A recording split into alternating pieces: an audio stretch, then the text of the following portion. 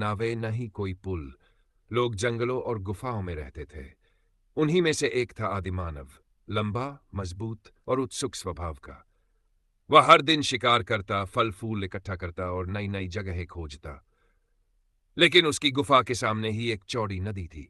वह हमेशा सोचता, काश मैं इस नदी को आसानी से पार कर पाता। मुझे दूसरी तरफ के जंगल में भी जाना है। कछुए से मुलाकात। एक दिन आदिमानव नदी किनारे गया। वहां उसने देखा, धूप में एक बहुत बड़ा कछुआ आराम कर रहा है। कछुए का खोल इतना बड़ा और गोल था कि मानो कोई मजबूत डाल हो। आदिमानव पास जाकर बोला, ओह, यह तो बहुत मजबूत दिखता है। अगर मैं इस पर बैठूं तो शायद नदी पार कर लूं। कछुआ पहले तो उसे देखकर चौंका, लेकिन फिर धीरे धीरे आंखें झपकाकर शांत बैठा रहा। पहली सवारी का अनुभव आदिमानव हिम्मत जुटाकर धीरे धीरे कछुए की पीठ पर चढ़ गया। कछुआ अचानक पानी की ओर सरकने लगा। जैसे ही वे नदी में उतरे, आदिमानव चौंक गया। वाह, यह तो नाव जैसा लग रहा है। पानी में लहरें उठ रही थी, हवा ठंडी बह रही थी। आदिमानव को मजा आने लगा। कभी पानी उसके पैरों पर छलकता, कभी कछुआ सिर उठाकर पानी के नीचे गोता लगाता। आदिमानव हंसते हुए बोला, अरे भाई कछुए, धीरे चलना, मैं गिर न जाऊं। कछुआ शांत लेकिन मजबूत था। वह अपनी गति से आगे बढ़ता रहा। नदी के बीच का रोमांच। नदी के बीच में पहुंचते ही लहरें तेज होने लगीं। आदिमानव डर गया। अरे, अब क्या होगा अगर मैं डूब गया तो? लेकिन कछुआ बहुत समझदार था। उसने अपनी चौड़ी पीठ को और मजबूत करके धीरे धीरे किनारे की ओर तैरना शुरू कर दिया। आदिमानव ने मजबूती से उसके खोल को पकड़ लिया। कुछ देर बाद वे नदी के दूसरे किनारे पहुंच गए। आदिमानव खुशी से चिल्लाया, मैंने नदी पार कर ली, और वो भी बिना नाव के। मिनट दोस्ती की शुरुआत। आदिमानव ने कछुए को प्यार से थपथपाया और बोला, तुम तो मेरे सबसे अच्छे दोस्त हो। तुमने मेरी बहुत मदद की। अब जब भी मुझे नदी पार करनी होगी, मैं तुम्हारे साथ ही जाऊंगा। कछुआ धीरे धीरे आंखें बंद करके मानो मुस्कुरा उठा। उस दिन से आदिमानव और कछुआ दोस्त बन गए। जब भी आदिमानव को दूसरी ओर जाना होता, वह कछुए की पीठ पर बैठकर नदी पार कर लेता। जंगल के अन्य जानवर भी आश्चर्य से देखते, वाह, ये आदमी और कछुआ कितने अच्छे साथी बन गए हैं। कहानी की सीख। धीरे धीरे आदिमानव ने समझा कि अगर हम जानवरों से प्यार करें और उनका सम्मान करें, तो वे हमारे सच्चे साथी बन जाते हैं। और यही संदेश हमें भी याद रखना चाहिए। प्रकृति और उसके जीव जंतु हमारे दुश्मन नहीं, बल्कि हमारे दोस्त हैं। यह कहानी 8 मिनट तक आसानी से सुनाई जा सकती है। धीरे धीरे बोलने पर 9 मिनट का समय लग जाएगा। क्या आप चाहोगे कि मैं इस 10 मिनट की कहानी का वीडियो स्क्रिप्ट भी बना दूं, ताकि आप इसे कार्टून या एनिमेशन वीडियो में? बल्कि गुफा और जीवन बहुत समय पहले की बात है, जब लोग पत्थर के औजारों से शिकार करते और गुफाओं में। भीमा ताकतवर तो था, लेकिन उसे हमेशा सबसे बड़ा शिकार करने की लालसा रहती थी।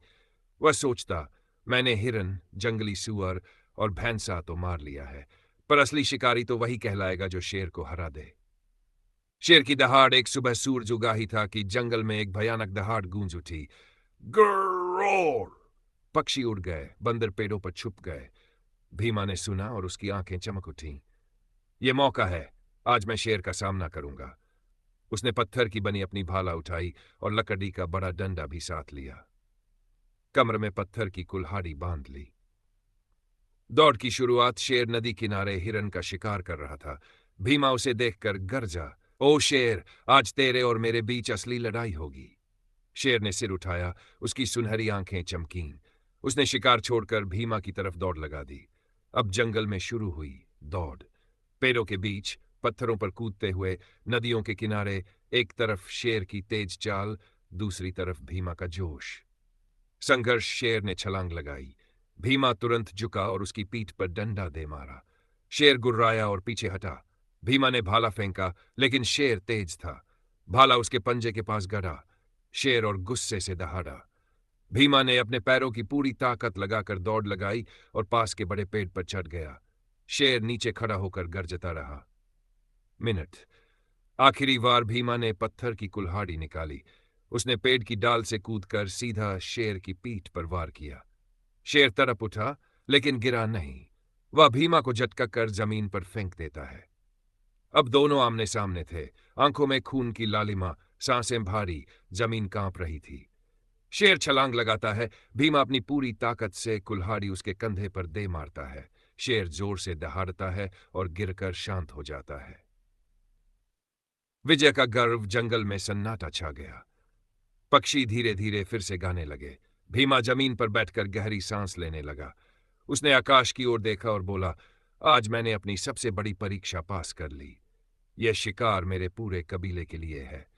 उसने शेर के शरीर को रस्सियों से बांधकर गुफा की ओर खींचना शुरू किया।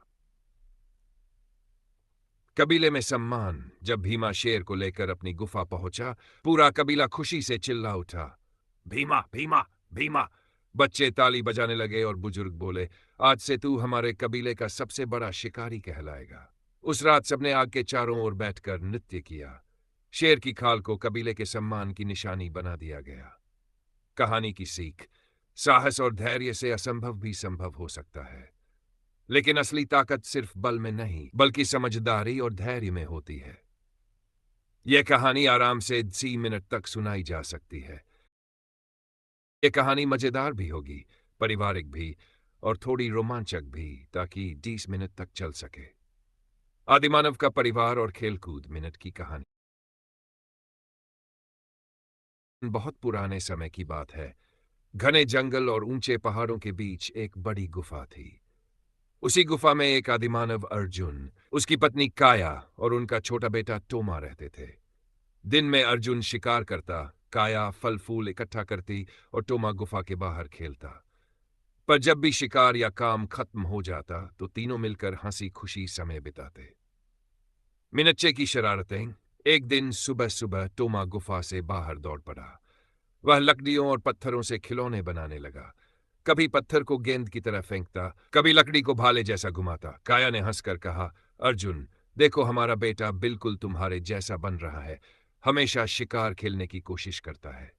अर्जुन बोला, हाँ, पर आज मैं इसके साथ खेलूंगा।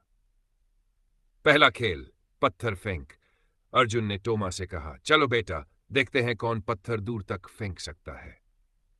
दोनों बड़े पत्थर उठाकर नदी किनारे पहुंचे।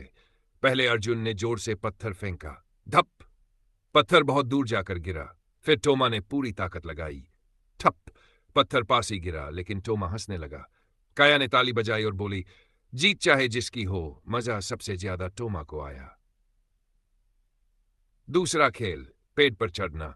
अब अर्जुन ने कहा, चलो अब पेड़ पर चढ़कर देखते हैं कौन जल्दी ऊपर पहुंचता है। अर्जुन ताकत से ऊपर चढ़ने लगा। टोमा धीरे धीरे लेकिन हिम्मत से चढ़ा।